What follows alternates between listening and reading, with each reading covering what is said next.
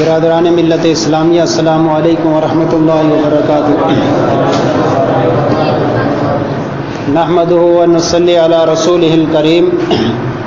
اما بعد فاعوذ باللہ من الشیطان الرجیم، بسم اللہ الرحمن الرحیم۔ انا انزلناه فی لیلۃ القدر، صدق اللہ مولانا العظیم وصدق رسولہ النبی الامین الکریم الرؤوف الرحیم،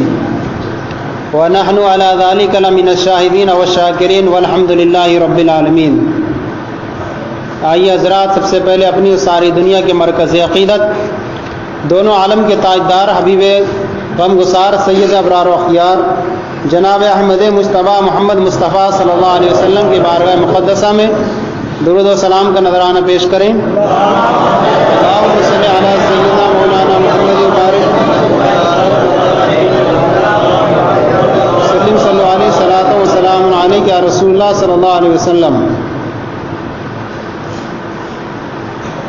رمضان مبارک رخصت ہونے جا رہا ہے ہم لوگوں سے، اور اس کا لاسٹ عشرہ ختم ہونے ہی والا ہے۔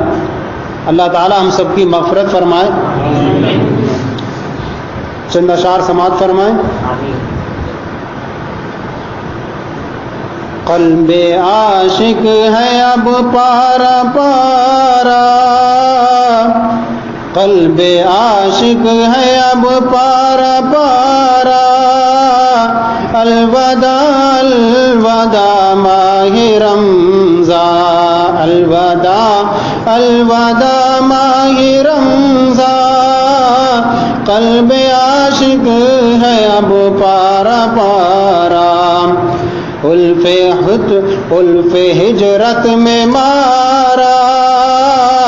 الوداع الوداع ماہ رمضان، تیرے آنے سے دل خوش ہوا تھا اور ذوق عبادت بڑھا تھا، تیرے آنے سے دل خوش ہوا تھا اور ذوق عبادت بڑھا تھا،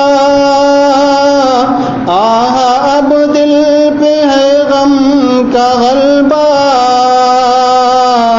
الوداع الوداع ماہ رمضان، الوداع الوداع ماہ رمضان، مسجدوں میں بہار آ گئی تھی، جھوم کر جوق آتے نمازی، مسجدوں میں بہار آ گئی تھی، جھوم کر جوق آتے نمازی، ہو گیا کم نمازوں کا جذبہ، الوداع الوداع ماہ رمضان، الوداع الوداع ماہ رمضان، قلب عاشق ہے اب پارا پارا،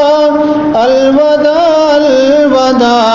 ماہ رمضان۔ حضرات گرامی، اللہ تعالیٰ قرآن مجید میں ارشاد فرماتا، انا انزلنا فی لیلۃ القدر، ہم نے قرآن پاک کو لیلۃ القدر میں اتارا۔ اللہ تعالیٰ نے قرآن پاک کو 23 برس کی مدت میں رمضان مبارک میں قلب نبی صلی اللہ علیہ وسلم پر 23 برس میں اتارا۔ تھوڑا تھوڑا کر یہ جیسے جیسے موقع مناسب ہوتا رہا، اللہ تعالیٰ نے اس قرآن پاک کو رسول پاک صلی اللہ علیہ وسلم پر اتارا، اور یہ قرآن پاک پھر اس کے بعد منتقل ہوتے ہوئے ہم تک آج یہاں تک پہنچا ہے۔ حضرات گرامی، آج شب قدر کی 27ویں تاریخ ہے رمضان مبارک کی۔ رمضان مبارک کی طاق راتوں میں شب قدر ہوا کرتی ہے۔ اللہ تعالیٰ کے رسول صلی اللہ تعالیٰ علیہ وسلم فرماتے ہیں کہ شب قدر کی رات حضرت آدم علیہ السلام کے بنانے کا سامان تیار کیا گیا۔ اسی رات حضرت عیسیٰ علیہ السلام آسمان پر اٹھائے گئے، اور اسی رات بنی اسرائیل کی توبہ قبول ہوئی، اور اسی رات فرشتوں کی بھی تخلیق کا سامان پیدا کیا گیا، اور اسی رات جنت میں درخت بھی اسی رات لگائے گئے۔ گویا کہ یہ رات بڑی عظیم الشان ہے۔ اگر اس رات میں بندہ مومن اللہ تعالیٰ کی عبادت کرے گا تو کم و بیش اسے 1000 ماہ کی عبادت کا ثواب ملے گا۔ لیکن اس کا مطلب یہ نہیں ہے کہ کہ ہمیں اللہ کے رسول صلی اللہ علیہ وسلم کے ذریعے سے اور نبی پاک صلی اللہ علیہ وسلم کے وسیلے سے اور اللہ تعالیٰ کی طرف سے ہمیں یہ خوبصورت راتیں مل گئی ہیں، تو ہم صرف انہی راتوں میں عبادت کریں۔ اللہ کے رسول صلی اللہ علیہ وسلم کے صدقے میں ہمیں یہ راتیں ملی ہیں، لیکن ان راتوں کے ساتھ ساتھ ہمیں باقی دنوں میں بھی 5 وقت کی نمازوں کو ادا کرنا ہے، باقی وقتوں میں بھی ہمیں 5 وقتوں کی نمازوں کو ادا کرنا ہے۔ اگر ایک وقت کی نماز انسان چھوڑے گا تو اسے کئی لاکھ برس جہنم میں جلنا پڑے گا۔ یہ نہیں ہے کہ رمضان مبارک آیا کہ آج مسجدیں اچھی نظر آ رہی ہیں، آج مسجدوں میں فل نمازی نظر آ رہے ہیں۔ صرف رمضان کی جب پہلی وسعت آتی ہے، رمضان کا جب پہلا مہینے کی تاریخ آتی ہے تو صرف مسجد میں صرف نمازی زیادہ نظر آتے ہیں، اور ایک 27ویں تاریخ آئے گی تو اس وقت زیادہ نمازی نظر آتے ہیں۔ یہ کیا رمضان صرف اس لیے آیا تھا کہ رمضان کے صرف 2 دن تاریخ کے لیے آیا؟ رمضان بلکہ اس کے لیے نہیں آیا، رمضان اس لیے آیا ہے تاکہ اس کی خوب برکتیں ہم حاصل کریں۔ رمضان اس لیے آیا ہے تاکہ ہم اس میں زیادہ سے زیادہ نیکیاں کریں۔ رمضان اس لیے آیا ہے تاکہ ہم ان نفلوں کا ثواب جو فرض کے برابر ہو جایا کرتا ہے، اور فرض کا برابر 70 فرضوں کے برابر ہو جایا کرتا ہے، ہم اس میں اپنی نماز قضا جو نمازیں ہو گئی ہیں ہم وہ اپنی نمازوں کو قضا کو پوری کریں۔ ہم اس میں جو اپنی نمازیں چھوٹ گئی ہیں ان نمازوں کو پورا کریں۔ لیکن ہماری اتنی غفلت ہے کہ ہم صرف 2 ہی تاریخوں میں نظر آتے ہیں۔ بات ذرا کڑوی ضرور ہوتی ہے لیکن حق ہوتی ہے۔ اللہ کے رسول صلی اللہ تعالی علیہ وسلم نے ارشاد فرمایا کہ بنی اسرائیل میں ایک عابد تھے جن کا نام شمعون رحمۃ اللہ علیہ تھا۔ پہلے کے لوگوں کی عمریں بڑی طویل ہوا کرتی تھی، کسی کی 1000 برس عمر ہوا کرتی تھی، کسی کی 2000 برس عمر ہوا کرتی تھی، اس طرح سے عمریں ہوا کرتی تھی۔ تو حضور صلی اللہ علیہ وسلم نے جب حضرت شمعون رحمۃ اللہ علیہ کا ذکر فرمایا اور کہا کہ بنی اسرائیل میں وہ ایک ایسے عبادت گزار تھے کہ انہوں نے 1000 ماہ اللہ تعالیٰ کی اس طرح عبادت کی کہ رات کو اللہ تعالیٰ کی عبادت کرتے تھے اور دن میں کافروں سے جہاد کرتے تھے اور دن میں روزہ بھی رکھتے تھے۔ اس طرح سے انہوں نے اللہ تعالیٰ کی 1000 ماہ عبادت کی، لیکن ان کے بدن میں اتنی طاقت اللہ تعالیٰ نے عطا فرمائی تھی کہ موٹی موٹی زنجیریں بھی لوہے کی وہ توڑ دیا کرتے تھے۔ کافر پریشان ہو گئے تھے کہ آخر ان پر کس طرح سے قابو پایا جائے، ان کو کس طرح سے قبضے میں کیا جائے، ان پر کوئی قابو نہیں ہو سکتا۔ چنانچہ انہوں نے ایک مرتبہ آپ کی بیوی کو بڑا مال و دولت کا لالچ دینے کے بعد اس بات پر تیار کیا کہ ایک مرتبہ انہیں موٹی موٹی رسیوں سے باندھ کے ہمارے حوالے کر دو، ہم تمہیں بڑا مال و دولت دیں گے۔ چنانچہ بے وفا بیوی نے جب آپ کو نیند طاری ہوتی ہے آپ کو بڑی موٹی موٹی رسیوں سے باندھ دیتی ہے، جب آپ بیدار ہوتے ہیں اپنے اعضاء کو حرکت دیتے ہیں فوراً وہ رسیاں ٹوٹ کر الگ ہو جاتی ہیں۔ آپ پوچھتے ہیں مجھے کیوں باندھ دیا تھا؟ بیوی کہتی ہے میں اپنی تمہاری طاقت کو آزما رہی تھی کہ آپ پتہ نہیں اس سے کھلتے ہیں کہ کھلتے نہیں کھلتے ہیں۔ بات بھی ختم ہو گئی۔ دوسری مرتبہ جب آپ سوتے ہیں تو پھر اس مرتبہ آپ کی بیوی وہ موٹی موٹی زنجیروں سے آپ کو باندھ دیتی ہے۔ جب آپ پھر بیدار ہوتے ہیں پھر آپ اپنے اعضاء کو حرکت دیتے ہیں، پھر وہ ساری موٹی موٹی زنجیریں ٹوٹ کر الگ ہو جاتی ہیں۔ اس طرح سے کئی مرتبہ وہ بیوی ناکام رہتی ہے لیکن کافروں کے حوالے نہیں کر پاتی ہے۔ آخر کار وہ بیوی سے پوچھتے ہیں مجھے کیوں باندھ رہی تھی؟ پھر بیوی وہی کہہ دیتی ہے کہ میں تو آپ کی طاقت کا اندازہ کر رہی تھی کہ آپ کس طرح سے موٹی موٹی زنجیروں سے آزاد ہوتے ہیں۔ آخر کار انہوں نے اپنا راز اپنی بیوی کے سامنے رکھ دیا اور کہا مجھ پر اللہ تعالیٰ کا یہ کرم ہے، مجھ پر دنیا کی کوئی طاقت اثر نہیں کر سکتی، لیکن میرے جو بدن کے بال ہیں، میرے جو سر کے بال ہیں، ان سر کے بالوں سے اگر مجھے باندھ دیا جائے تو میں نہیں کھل سکتا۔ بیوی سارا معاملہ سمجھ جاتی ہے اور جب آپ پر دوبارہ نیند طاری ہوتی ہے تو آپ کو ان بڑے بڑے بالوں سے آپ کو باندھ دیتی ہے۔ جب آپ بیدار ہوتے ہیں بڑی طاقت لگاتے ہیں لیکن کھلنے کا نام نہیں لیتے ہیں۔ اس کے بعد وہ بیوی ان کو کافروں کے حوالے کر دیتی ہے۔ کافر جو بڑے زمانے سے ان سے لڑتے آ رہے تھے، ہر بار شکست کھا رہے تھے، حضرت شمعون رحمۃ اللہ علیہ کو ایک بڑے ستون سے باندھنے کے بعد ان کے ناک کاٹ لیتے ہیں، ان کے کان کاٹ لیتے ہیں، ان کو اس طرح سے طرح سے ستا کر کے مار دیتے ہیں۔ اللہ تعالیٰ کو اپنے ولی کی اس بے کسی پر بڑا رحم آتا ہے اور اللہ تعالیٰ کی بجلی ان کافروں پر گرتی ہے اور وہ جل کر کے خاکستر ہو جاتے ہیں۔ اور اسی طرح بے وفا بیوی کرنے والی بھی ان کے ساتھ ہلاک ہو جاتی ہے۔ جب حضور صلی اللہ علیہ وسلم نے صحابہ کرام کے سامنے ان کی اس طویل عمر کا ذکر کیا اور فرمایا کہ انہوں نے 1000 ماہ اللہ کی اس طرح عبادت کی کہ دن کو روزہ رکھتے تھے، رات میں قیام کرتے تھے، اللہ کی عبادت کرتے تھے، تو صحابہ اکرام نے کہا یا رسول اللہ ہمیں تو عمریں بھی 50-60 سال کی ملتی ہیں، ہم تو اس میں سے زیادہ کھانے میں گزار دیتے ہیں، کچھ سونے میں گزار دیتے ہیں، کچھ لہو و لہو میں گزار دیتے ہیں، ہم تو کیسے بنی اسرائیل کی عبادت کے برابر پہنچ پائیں گے؟ وہاں کے عمروں کی تو بڑی تعداد ہے، وہ لوگ تو عبادت میں ہم سے بڑھ جائیں گے۔ تو حضور صلی اللہ علیہ وسلم غمگین ہو جاتے ہیں۔ فوراً اللہ کے نبی رسول اللہ صلی اللہ علیہ وسلم کی بارگاہ میں حضرت جبریل حاضر ہوتے ہیں اور آنے کے بعد خوشخبری سناتے ہیں کہ اے نبی آپ غمگین مت ہوئیے، اللہ تعالیٰ نے آپ کی امت کو کچھ ایسی راتیں عطا فرمائی ہیں، اگر وہ اس میں اللہ کی عبادت سچے دل سے کرے گی تو ان بلیوں کی عبادت سے بھی بڑھ جائے گی۔ تو ہمیں یہ شب قدر ملی ہے، اس کو صحیح طور پر ادا کرنے کا طریقہ ہمیں اپنانا چاہیے۔ اللہ کے رسول صلی اللہ علیہ وسلم نے رمضان المبارک میں پہلے عشرے کا اعتکاف فرمایا۔ اعتکاف فرمایا اس لیے تاکہ دیکھیں کہ شب قدر ہے کہ نہیں ہے، لیکن پورے عشرے میں کوئی شب قدر نظر نہیں آئی۔ پھر اس کے بعد حضور صلی اللہ علیہ وسلم نے دوسرے عشرے کا اعتکاف فرمایا، پھر اس میں بھی شب قدر نظر نہیں آئی۔ آخر کار تیسرے عشرے کا اعتکاف فرمایا اور فرمایا کہ مجھے بتایا گیا ہے کہ تیسرے عشرے میں شب قدر ہے، لہذا اس کی طاق راتوں میں عشرے میں شب قدر کو تلاش کرو۔ اس لیے طاق راتوں میں انسان کو جاگنے کی کوشش کرنا چاہیے۔ اللہ کے رسول صلی اللہ علیہ وسلم نے فرمایا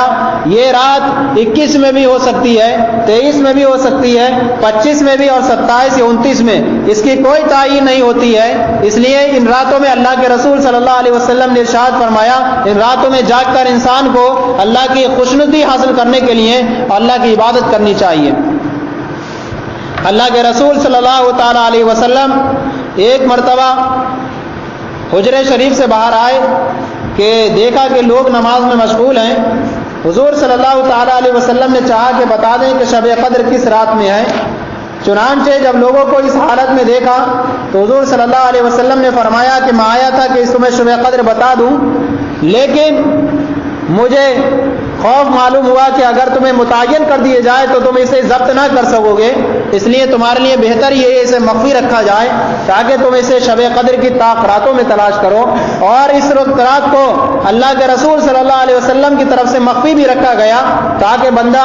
طاق راتوں میں اللہ کی عبادت کرے۔ اگر بندے کو متعین کر دیا جائے کہ اس رات میں صرف شب قدر ہے تو صرف ایک رات میں ہی عبادت کرے گا، صرف 27ویں میں آئے گا، باقی راتوں میں تلاش نہیں کرے گا۔ اللہ کے رسول صلی اللہ علیہ وسلم نے ارشاد فرمایا کہ طاق راتوں میں شب قدر کو تلاش کرو، ہو سکتا ہے کہ 21 میں بھی ہو سکتا ہے کہ 23 میں بھی ہو، 25، 27، 29 میں بھی ہو سکتی ہے۔ اور اس میں ہمارا فائدہ یہ اگر بندے کو صرف ایک رات کی متعین کر دی جاتی تو جو اللہ کی عبادت کرنے والے ہیں وہ بھی سستی کرتے اور صرف ایک رات نہیں شب قدر کو تلاش کر کے اسی رات صرف عبادت کرتے۔ اور یہ شب قدر ایسی ہوتی ہے کہ بعض لوگوں کو ہی متعین ہو پاتی ہے، جلدی جلدی حاصل نہیں ہوتی ہے۔ اس کی کچھ علامتیں بتائی گئیں کہ اگر اس رات میں اللہ کی عبادت کرے بندہ تو اس رات میں اللہ کی عبادت کرنے کی وجہ سے بندے کو 1000 ماہ کی عبادت کا ثواب عطا ہوتا ہے۔ اللہ کے رسول صلی اللہ علیہ وسلم نے فرماتے ہیں کہ جب امام فخر الدین رازی رحمۃ اللہ علیہ نے فرمایا جب اللہ تعالیٰ نے حضرت آدم علیہ السلام کو پیدا فرمانا چاہا تو فرشتوں نے عرض کیا مولا تو زمین میں ایک انسان کو پیدا فرمانا چاہ رہا ہے جو انسان نفس کا حامل ہے، جو انسان زمین میں جا کر فساد کرے گا، جو انسان زمین میں جا کر خونریزی کرے گا، قتل و قتال کرے گا اور طرح طرح سے ظلم و ستم کرے گا۔ اللہ تعالیٰ نے فرمایا انی اعلم ما لا تعلمون، میں وہ جانتا ہوں جو تم نہیں جانتے ہو۔ آج شب قدر میں بندے کو جب فرشتوں کی نزول ہوتا ہے، آسمان سے فرشتے نازل ہوتے ہیں اور جب بندے کو عبادت میں مشغول دیکھتے ہیں، مولا تعالیٰ کی بارگاہ کے وہ فرشتے، اللہ تعالیٰ کی بارگاہ کے وہ فرشتے جب ان فرشتے انسانوں کو دیکھتے ہیں عبادت میں تو اللہ تعالیٰ کی بارگاہ میں تسبیح و تحلیل بیان کرتے ہیں اور جو انہوں نے اعتراض کیا تھا اس سے وہ آج خاموش ہو جاتے ہیں اور کہتے ہیں مولا ہم وہ نہیں جانتے جو تو جانتا ہے، آج ہم نے تیرے بندوں کو عبادت میں مشغول دیکھا ہے۔ حضرت انس رضی اللہ تعالیٰ عنہ نے فرمایا کہ حضور صلی اللہ تعالیٰ علیہ وسلم ارشاد فرماتے ہیں جب رمضان شریف آتا ہے تو اس کی شب قدر میں اللہ تعالیٰ کے رسول صلی اللہ علیہ وسلم نے ارشاد فرمایا کہ ایک مرتبہ میں آیا اور میں نے آنے کے بعد سوچا کہ میں لوگوں کو شب قدر کے تعلق سے بتا دوں کہ وہ کون سی رات میں ہے، لیکن 2 شخصوں کو میں نے لڑتے ہوئے دیکھا، جھگڑتے ہوئے دیکھا، اس وجہ سے اس کا تعین اٹھا لیا گیا۔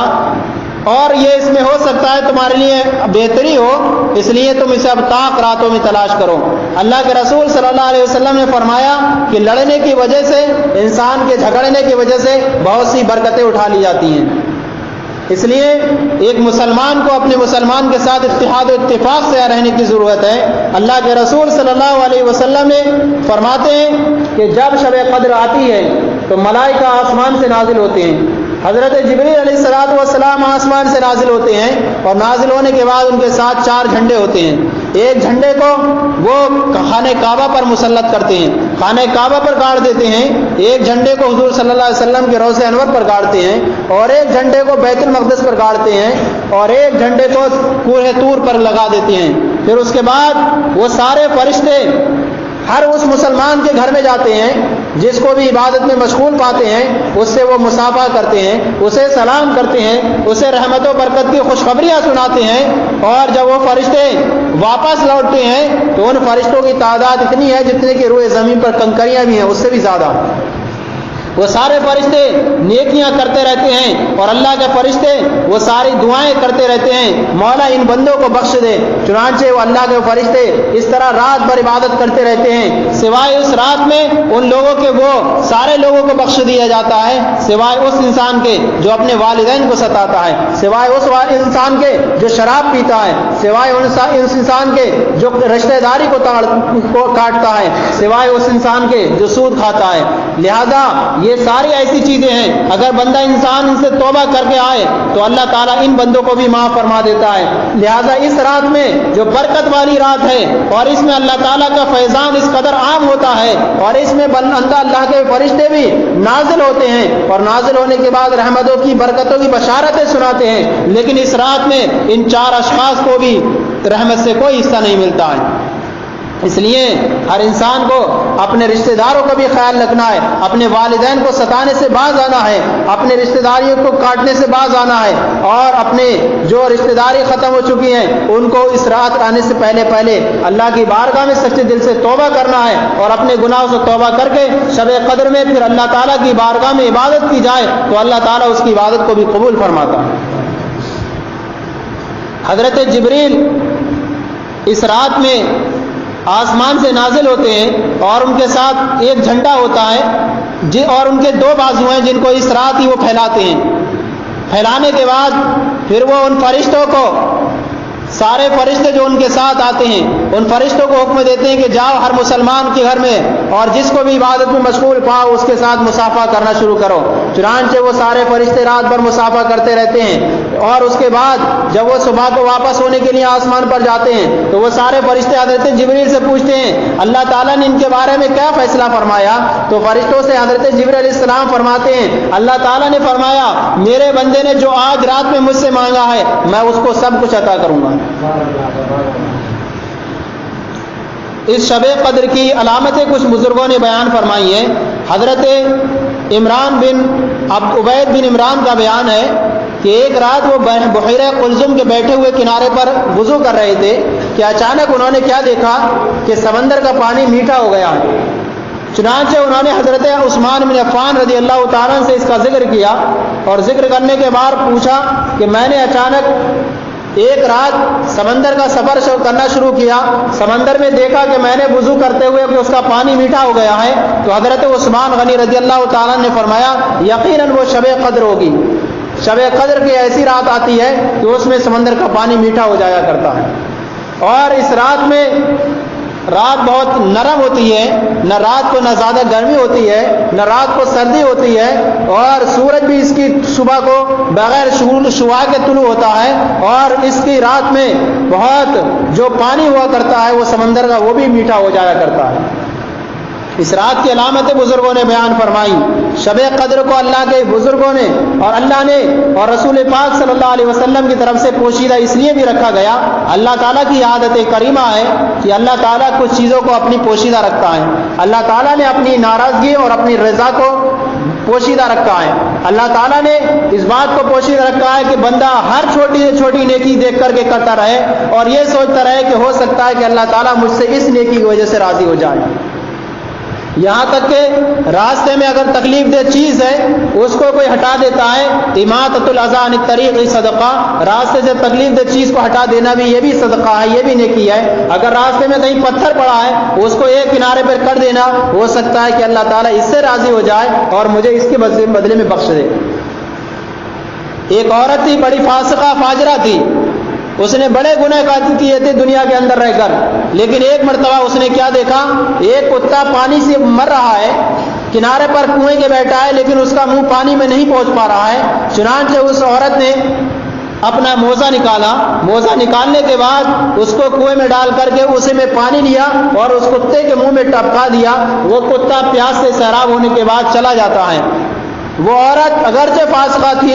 بڑی فاجرہ تھی، لیکن مرنے کے بعد اسے کسی نے خواب میں دیکھا کہ وہ جنت میں ہے، اسے بڑے آرام میں رہا کھایا ہے۔ تو اس سے کسی نے پوچھا تو بڑی گناہ گار تھی، تو پھر تجھے آرام کیسے مل گیا؟ تو اس نے کہا کہ میں نے اگرچہ بڑے گناہ کیے تھے لیکن ایک نیکی میں نے ایسی اللہ کی بارگاہ میں عبادت میں کی تھی کہ اس کی وجہ سے مجھے اللہ نے بخش دیا۔ اس لیے ہر انسان کو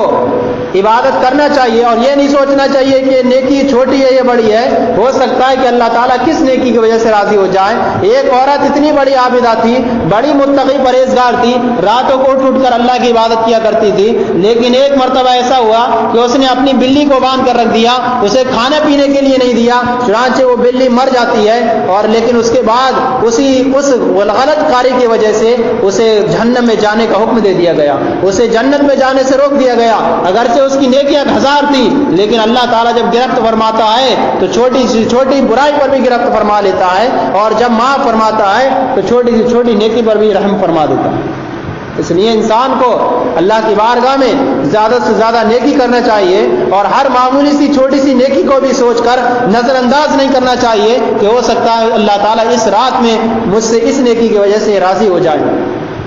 اسی لیے اللہ تعالیٰ نے اس بات کو بھی پوشیدہ رکھا شب قدر کو، تاکہ بندہ ہر رات میں اللہ کی عبادت کرتا رہے اور یہ سوچتا رہے کہیں شاید اس رات میں شب قدر ہوگی، کہیں اس رات میں شب قدر ہوگی، اور اس طرح اللہ تعالیٰ کی عبادت کر کے بندہ اللہ تعالیٰ کی بارگاہ میں ایک بلند مقام حاصل کر سکتا ہے۔ اللہ کے رسول صلی اللہ تعالیٰ علیہ وسلم نے ارشاد فرمایا، بنی اسرائیل میں ایک شخص تھا جس نے 70 سال تک اللہ تعالیٰ کی عبادت کی، لیکن اس طرح سے عبادت کرنے کے بعد جب وہ دنیا سے گیا، دنیا سے جانے کے بعد کسی نے اسے خواب میں دیکھا تو پوچھا کہ تجھے جنت میں داخلے کا حکم ہوا کہ نہیں ہوا؟ تو اس نے کہا کہ میں جنت میں جانے ہی والا تھا لیکن مجھے روک دیا گیا۔ آخر اس سے پوچھا گیا کہ کیوں روک دیا گیا؟ تو اس نے کہا کہ میری دفتر میں ہزاروں نیکیاں تھیں، میں نے دنیا کے اندر بہت نیکیاں کی تھیں، لیکن ایک دن کا میں نے اپنے پڑوسی کے وہاں سے بغیر خلال کے لیے، اپنے دانتوں کے خلال کے لیے بغیر اس کی اجازت کے لیے لیا تھا، اس بغیر اجازت کے لینے کی وجہ سے مجھے جنت میں جانے سے روک دیا گیا۔ اس لیے ذرا سی نیکی کو بھی انسان کو نظر انداز نہیں کرنا چاہیے۔ اللہ کے رسول صلی اللہ علیہ وسلم ارشاد فرماتے ہیں، بنی اسرائیل میں ایک شخص تھا جس نے 400 برس اللہ کی اس طرح عبادت کی کہ جس کو اللہ تعالیٰ نے ایک ایسے مقام پر رکھا تھا کہ جہاں پر ایک میٹھا چشمہ جاری کر دیا تھا اور انگور کا خوشہ وہاں ہوا کرتا تھا، بیچ سمندر میں وہ انسان رہتا تھا، نہ جب انسان کے پاس کوئی انسان دوسرا نہیں ہو تو نہ کوئی دوسرا گناہ کر سکتا ہے، وہ انسان کے پاس جب انسان تنہا رہتا ہو تو انسان کو کوئی گناہ کا تصور بھی نہیں ہو سکتا۔ چنانچہ اللہ تعالیٰ کی اس نے 400 برس اس طرح عبادت کی کہ وہ اسی پانی سے سیراب ہوتے تھے اور اسی انگور کو کھا کر کے ان کا پیٹ بھر جایا کرتا تھا۔ جب 400 برس کے بعد جب ان کے انتقال کا وقت آیا تو حضرت اسرائیل علیہ السلام ان کی روح قبض کرنے کے لیے آئے تو انہوں نے کہا مجھے روح قبض کرنے سے پہلے تھوڑی سی مہلت دو اور جب میں دوسری رکعت کے سجدے میں جاؤں تو میری روح قبض کر لینا تاکہ میں قیامت تک جب اٹھوں تو وہ سجدے میں ہی ہوں۔ چنانچہ جب دوسری رکعت کے وہ سجدے میں جاتے ہیں اور سجدے میں جانے کے بعد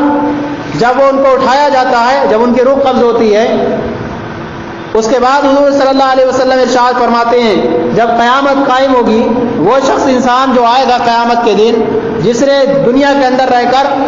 کوئی گناہ نہیں کیا ہوگا، 400 برس اس نے اللہ کی عبادت کی ہوگی، کیونکہ اس نے ایک ایسی جگہ عبادت کی تھی جہاں دوسرے انسان کا گزر ہی نہیں ہو سکتا تھا، لہذا اس کے نام اعمال میں نیکیاں ہی نیکیاں ہوں گی۔ اللہ تعالیٰ فرمائے گا اسے میری عدل سے جنت میں لے جاؤ، اللہ تعالیٰ فرمائے گا اس انسان کو میرے عدل سے جنت میں لے جاؤ۔ وہ انسان عرض کرے گا مولا تعالیٰ میں اس قابل ہی تھا کہ میں نے اس قدر عبادت کی تھی تیری کہ میں اس بات کا حقدار ہی تھا کہ میں جنت میں جاتا، میں تیرے عدل سے نہیں جا رہا ہوں مولا کریم، میں نے 400 برس تک تیری عبادت ہی کی تھی اس لیے میں جنت کا حقدار ہی ہوں۔ اللہ تعالیٰ فرمائے گا فوراً اسے واپس لوٹاؤ، اور لوٹانے کے بعد اور کہو اللہ تعالیٰ فرمائے گا اس کا میزان دوبارہ سے کرو، اس کی 400 برس کی عبادت ایک پلے میں رکھو، اور میں نے جو انسان کو دنیا کے اندر جو نعمتیں دی ہیں میری صرف ایک نعمت ایک آنکھ کو ایک پلے میں رکھو، اس ایک پلے میں رکھنے کے بعد دونوں کا وزن کرو، دیکھو کس کا وزن زیادہ ہے۔ چنانچہ 400 برس کی اس کی عبادت کو ایک پلے میں رکھا جاتا ہے اور اس کی اللہ کی آنکھ کو ایک پلے میں رکھا جاتا ہے، تو وہ آنکھ کی جو نعمت ہوتی ہے اس 400 برس کی عبادت پر بڑھ جاتی ہے۔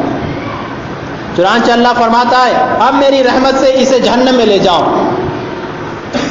فوراً وہ عرض کرتا ہے مولا تیری رحمت سے ہی مجھے جنت میں ڈال دے اور مجھے جہنم سے بچا لے۔ اللہ تعالیٰ فرماتا ہے چنانچہ اسے جنت میں لے جاؤ۔ تو اللہ کی رحمتیں نعمتیں ہم اتنی ہیں کہ اگر ان کو شمار کرنا چاہے تو کبھی شمار نہیں کر سکتے۔ وَإِن تَعُدُّوا نِعْمَتَ اللَّهِ لَا تُحْصُوهَا، اگر اللہ کی نعمتوں کو شمار کرنا چاہو تو کبھی شمار نہیں کر سکتے۔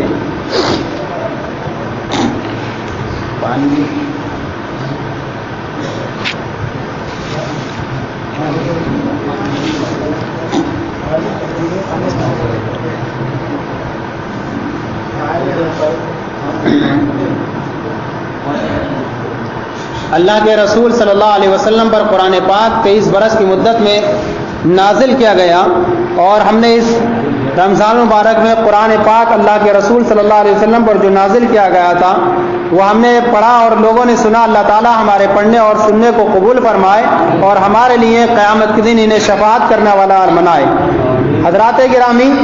قرآن پاک اللہ تعالیٰ کی ایک ایسی مقدس کتاب ہے کہ اللہ تعالیٰ نے اس کا ذمہ کرم میں لے لیا ہے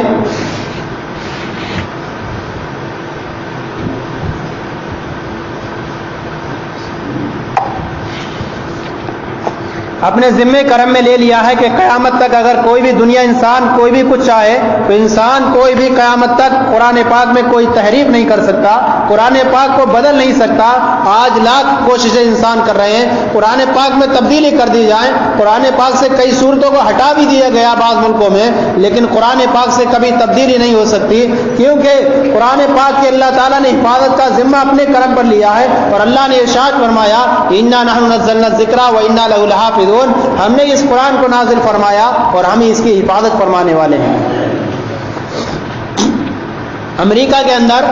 ایک انسان نے ایک سافٹ ویئر بنایا، اس سافٹ ویئر کو بنانے کے بعد اس کا کام یہ ہوا کرتا تھا کہ وہ جو بھی اس پر زبان ڈالیں وہ فوراً ٹرانسلیٹ کر لیا کرتا تھا، ایک زبان کا دوسری زبان میں، ایک لینگویج کا دوسری لینگویج میں وہ ٹرانسلیٹ کیا کرتا تھا، چنانچہ عربی کا اردو میں، اردو کا انگلش میں، اس طرح سے وہ ٹرانسلیٹ کیا کرتا تھا۔ چنانچہ ایک عالم صاحب کو لاتے ہیں اور لانے کے بعد کہتے ہیں دیکھیے ہمارا یہ سافٹ ویئر ہے، ہم اس میں کوئی بھی زبان کو اگر کلک کریں اور جیسے ہی ہم انٹر بٹن پریس کرتے ہیں فوراً یہ ہمارا یہ کمپیوٹر ہے فوراً یہ اس کو لینگویج کو چینج کر کے دوسری زبان میں ٹرانسلیٹ کر دیتا ہے، اور دوسری خاصیت اس کی یہ ہے کہ اس زبان کے اندر جو جو غلطیاں ہوتی ہیں، جو جو مسٹیک ہوتی ہیں، وہ ساری مسٹیک کو بھی کریکٹ کر دیا کرتا ہے۔ چنانچہ جب انہوں نے دیکھا کئی زبانوں کا اس میں چینج کیا گیا اور کئی زبانوں کا تجربہ کیا گیا، تجربہ کرنے کے بعد دیکھا کہ واقعی میں وہ سافٹ ویئر قابل قبول ہے اور ایسا کر رہا ہے۔ چنانچہ کئی زبانوں میں اس نے غلطیاں دکھائیں اور غلطیاں دکھانے کے بعد اب انہوں نے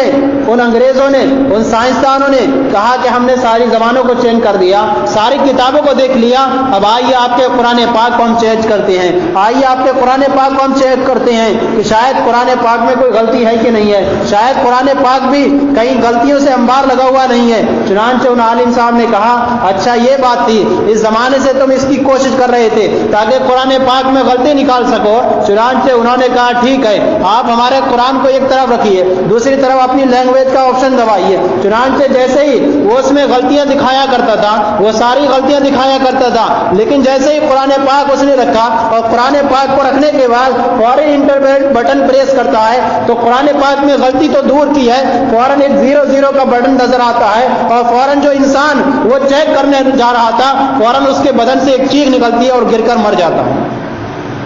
تو قرآن پاک کو غلطیاں نکالنے والے کوئی نہیں آ سکتا۔ اللہ کی یہ مقدس کتاب ہے، اللہ کی جو دوسری کتابیں ہوا کرتی تھی اللہ تعالیٰ نے کسی کی ذمہ داری نہیں لی، چنانچہ توریت میں تحریف کر دی گئی، زبور میں تحریف کر دی گئی، اور جو پرانی کتابیں تھیں ان میں چینجنگ کر دی گئی، لیکن اللہ کی ایسی مقدس یہ کتاب ہے کہ جب سے 1450 برس سے نبی پاک صلی اللہ علیہ وسلم پر نازل ہوئی ہے ایسی آج بھی موجود ہے۔ اگر جو شخص یہ عقیدہ رکھتا ہے کہ قرآن کریم جیسے نازل ہوا تھا حضور پاک پر آج ویسا نہیں ہے تو ایسا انسان دائرہ اسلام سے خارج ہو جائے گا۔ حضرات گرامی،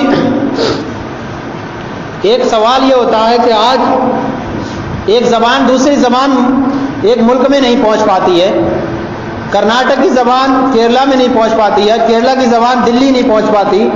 آخر ہندوستان کی جو راشٹریہ بھاشا ہندی ہے وہ صرف یہاں کرناٹک میں نہیں صحیح چل پا رہی ہے، تو ایک زبان دوسرے زبان میں نہیں چل پاتی ہے، دوسرے ملک میں نہیں پہنچ پاتی ہے، دوسرے صوبے میں صحیح کر کے نہیں چل پاتی ہے، جبکہ آج کا زمانہ انٹرنیٹ کا زمانہ ہے، واٹس ایپ کا زمانہ ہے، ویڈیو کا زمانہ ہے، لیکن ایک زبان دوسری زبان منتقل نہیں ہو پا رہی ہے، ایک زبان پورے ملک میں صحیح طور پر نافذ نہیں ہو پا رہی ہے۔ آخر وجہ کیا ہے؟ قرآن جب یہ نازل ہوا تو قرآن 1450 برس پہلے نازل ہوا، نہ اس وقت انٹرنیٹ کا زمانہ تھا، نہ ویڈیو کا زمانہ تھا، نہ کوئی موبائل کا زمانہ تھا، نہ واٹس ایپ کا زمانہ تھا، لیکن قرآن پوری دنیا میں پہنچ کیسے گیا؟ آخر یہ سوال ذہن میں آتا ہے کہ ایک اخبار کو ہم اگر کسی انسان سے کہیں کہ ہم یہاں پر ہندی پڑھنے والے اخبار کو کہ کسی کرناٹک والے سے کہا جائے کہ اخبار کو پڑھ کے دکھا تو وہ کہے گا نہیں میری کرناٹک زبان ہے، میں ہندی والے کو نہیں پڑھ سکتا، اس لیے ہندی پڑھنے والے کن سے رابطہ کرو۔ لیکن قرآن کو ہم دیکھیں، قرآن پوری دنیا میں صرف محمد صلی اللہ علیہ وسلم پر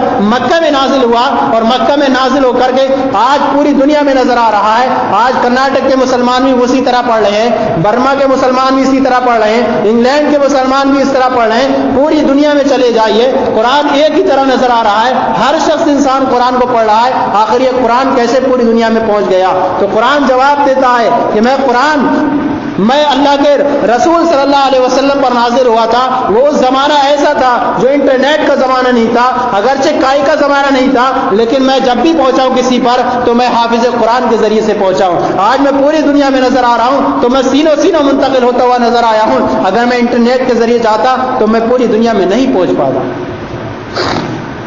اس لیے قرآن کو اگر دنیا سے انسان مٹا بھی دے تو سینوں سے کیسے مٹا پائے گا؟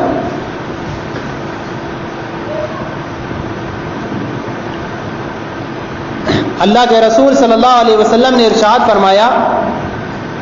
کہ اے لوگوں، قرآن اور اہل بیت کو مضبوطی سے تھامے رکھو، قرآن اور اہل بیت ہمیشہ ساتھ رہیں گے اور یہ دونوں جدا نہیں ہوں گے۔ قرآن کو مضبوطی سے تھامے رکھو اور میرے سادات کو مضبوطی سے تھامے رکھو، اگر جس نے ان کا ایک دامن چھوڑ دیا تو وہ گمراہ ہو جائے گا، وہ راہ راست سے بھٹک جائے گا۔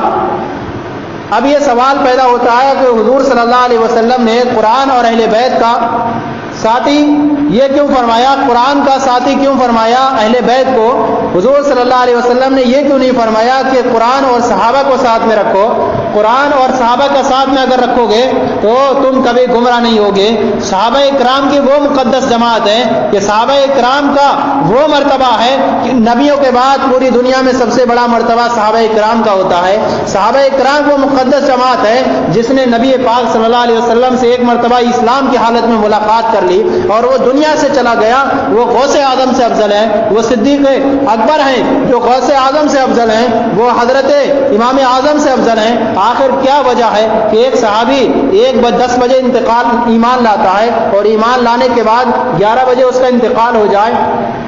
10 بجے ایمان لایا، ایمان لانے کے بعد نہ نماز اس کے پاس ہے، نہ روزہ اس کے پاس ہے، نہ زکوٰۃ اس نے دی ہے، 10 بجے کوئی نماز کا ٹائم بھی نہیں ہے، آخر اس نے کوئی عبادت نہیں کی ہے، غوث اعظم سے کیسے افضل ہو گیا، امام اعظم سے کیسے افضل ہو گیا، خواجہ غریب نواز سے کیسے افضل ہو گیا؟ یہ سمجھ میں نہیں آتا کہ ایک انسان صرف کلمہ پڑھنے کی وجہ سے، ہم بھی تو ایک کسی ہندو کو مسلمان کر سکتے ہیں، لیکن وہ کیا ہندو اتنا بڑا مرتبہ پا سکتا ہے؟ نہیں پا سکتا۔ آخر یہ سوال پیدا ہوتا ہے کہ ہم لوگ اتنی عبادتیں کرتے ہیں، غوث اعظم نے اتنی عبادتیں کی، امام اعظم نے اتنی عبادتیں کی، اس صحابی نے صرف 10 بجے اسلام قبول کیا اور 11 بجے اس کا انتقال ہو گیا، آخر وہ صحابہ کرام میں سے وہ سارے نبیوں کے بعد سارے غوث و قطب سے افضل کیسے ہو گیا؟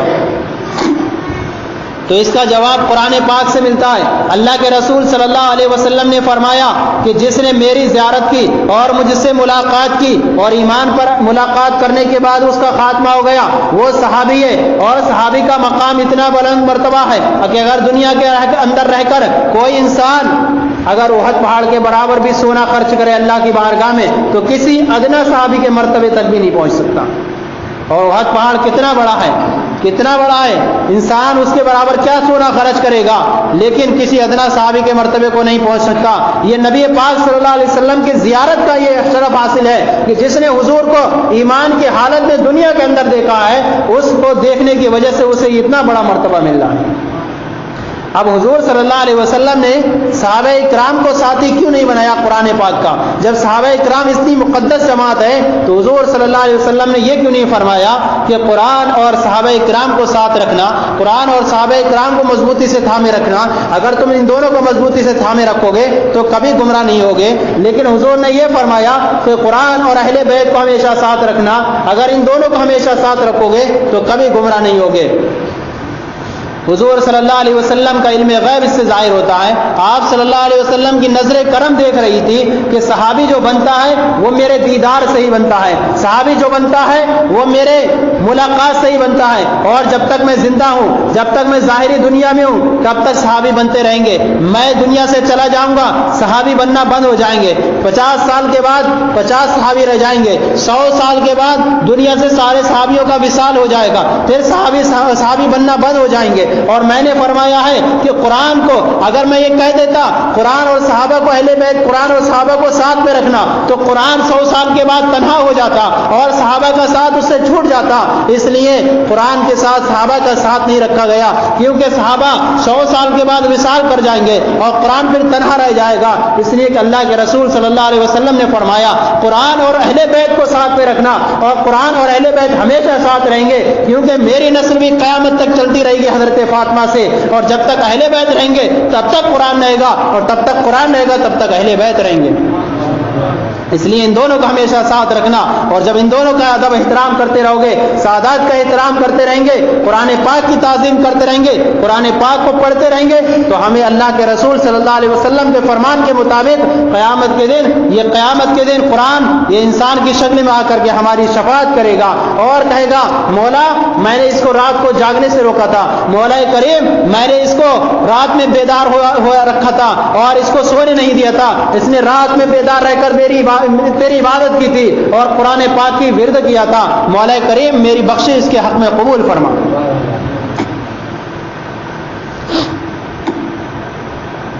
حضرت موسیٰ علیہ الصلوۃ والسلام اللہ کے ایک جلیل القدر پیغمبر ہیں، اللہ کے ایک ایسے پیغمبر ہیں جن کو اللہ تعالیٰ نے کلیم کا خطاب عطا فرمایا، کلیم اللہ، حضرت موسیٰ کلیم اللہ، جن کو اللہ تعالیٰ نے بڑا بلند اور مرتبہ عطا فرمایا۔ لیکن حضرت موسیٰ علیہ الصلوۃ والسلام نے جب اللہ تعالیٰ سے کلام فرمانا چاہا تو اللہ تعالیٰ نے فرمایا اے موسیٰ تم مجھے دیکھ نہیں سکتے۔ اللہ تعالیٰ کی بارگاہ میں حضرت موسیٰ علیہ الصلوۃ والسلام نے بار بار گزارش کی مولا میں تجھے دیکھنا چاہتا ہوں، تو اللہ تعالیٰ نے فرمایا موسیٰ تمہارے اندر اتنی طاقت نہیں ہے۔ آخر بار بار اصرار کرنے کے بعد اللہ تعالیٰ نے ارشاد فرمایا میں اپنی تجلی اس پہاڑ پر ڈالتا ہوں، اگر تم اس پہاڑ کو دیکھو یہ ٹھیک رہ گیا تو تم مجھے دیکھ پاؤ گے۔ چنانچہ اللہ نے جیسی تجلی اپنی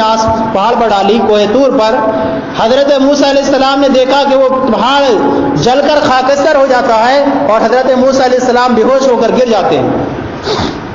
اس کے بعد حضرت موسیٰ علیہ الصلوۃ والسلام کی بینائی اس طرح بڑھ گئی کہ آپ اندھیری رات میں بھی کالی چوٹی کو 40 میل کی دور سے دیکھ لیتے تھے۔ حضرت موسیٰ علیہ السلام نے صرف ایک تجلی کا ملاحظہ کیا تو ان کی نظر کا یہ عالم ہو گیا، اور ہمارے نبی جب شب معراج میں رسول پاک صلی اللہ علیہ وسلم نے اپنی آنکھوں سے اللہ تعالیٰ کا دیدار فرمایا تو ان کی نگاہ نبوت کا عالم کیا ہوگا۔ اللہ کے رسول صلی اللہ علیہ وسلم ارشاد فرماتے ہیں اوتی تو مفاتیح العلم فی یدی، ساری دنیا کی کنجیاں میرے ہاتھوں میں دے دی گئیں۔ حضرت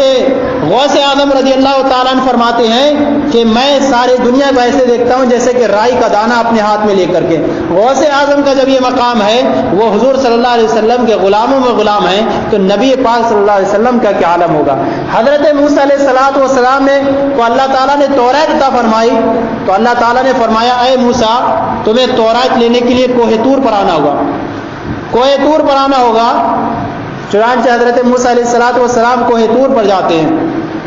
اور 40 روز تک اللہ تعالیٰ کی بارگاہ میں عبادت کرتے ہیں، روزے رکھتے ہیں، تب ان کو اللہ تعالیٰ کی بارگاہ سے توریت ملتی ہے اور فرمایا جاتا ہے کہ جا کر کے لے کر جاؤ اور اپنی امت کو جا کر کے اس کو سناؤ، اور اس میں جو تعلیمات دی گئی ہیں اس کو پڑھ کر کے ان پر عمل کرنے کی کوشش کریں۔ حضرت موسیٰ علیہ السلام کے لیے ایک متعین وقت بتایا گیا کہ آپ اللہ کی بارگاہ میں کوہ طور پر آنے کے بعد توریت حاصل کر سکتے ہیں، لیکن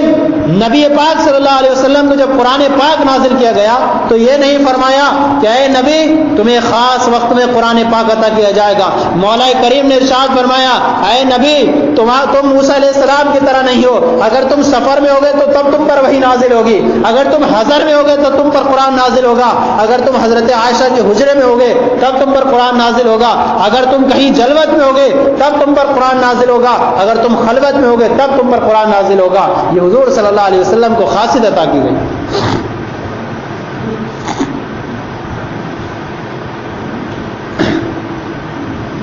اللہ کے رسول صلی اللہ علیہ وسلم نے قرآن مقدس کے بارے میں فرمایا، اور قرآن مقدس کو پڑھنے سے کتنا ثواب ہے کہ ایک نیکی کا ثواب 10 گنا تو 10 ملتا ہے۔ اگر آپ نے الف لام میم پڑھا تو آپ کو 30 نیکیاں ملتی ہیں۔ رمضان مبارک میں اس قدر اور بھی اضافہ کر دیا جاتا ہے۔ اللہ کے جو نیک بندے قرآن پاک کی عظیم تلاوت کرتے ہیں رمضان مبارک میں، ان کے ثواب میں کس قدر اضافہ ہو جایا کرتا ہے، وہ کس قدر قابل شمار قابل مبارکباد ہوا کرتے ہیں کہ رمضان مبارک میں اللہ کی عبادت کرنے کے ساتھ ساتھ قرآن پاک کی تلاوت کرتے ہیں۔ آج ہمارا ماحول کتنا بگڑتا جا رہا ہے۔ ایک زمانہ ہوا کرتا تھا، اگر انسان دیکھے اس زمانے کو کہ ہر گھر سے قرآن پاک کی تلاوت کی آواز آیا کرتی تھی۔ رمضان مبارک میں لوگ اتنی کثرت سے مسجدوں کے اندر تلاوت قرآن کیا کرتے تھے، لیکن آج پورا رمضان گزرنے جا رہا ہے، الا ماشاء اللہ 2-3 افراد صرف قرآن پڑھتے ہوئے نظر آتے ہیں۔ اپنے بچوں تک کو قرآن پڑھانے کی کسی کو توفیق نہیں ہو رہی ہے، اپنے خود تو پڑھتے نہیں ہیں، نہ اپنے بچوں کو اسلامی تعلیم دینے کی طرف رغبت کر رہے ہیں۔ بھائیوں اس طرح سے ایسی تعلیم حاصل کرنے سے کیا فائدہ دنیاوی، جو اپنی انسانی دنیاوی دینی تعلیم کو بھی لے ڈوبے۔ انسان کو اپنی بنیادی دینی تعلیم بھی اور دنیاوی تعلیم بھی حاصل کرنا ضروری ہے۔ اتنی تعلیم تو انسان کو ہر شخص کو حاصل کرنا چاہیے تاکہ وہ قرآن کو صحیح طور پر پڑھ سکے، تاکہ قرآن کے جو معنی اور مفاہیم ہیں ان کو صحیح طور پر جان سکے، اپنے نماز روزے کو صحیح کر سکے، اپنے وضو روزے غسل کو صحیح کر سکے۔ آج کتنے لوگوں کی نمازوں کے حال خراب ہیں۔ اللہ تعالی ہمیں صحیح طور پر عمل کرنے کی توفیق اور رفیق عطا فرمائے۔ کتنا کرنا ہوا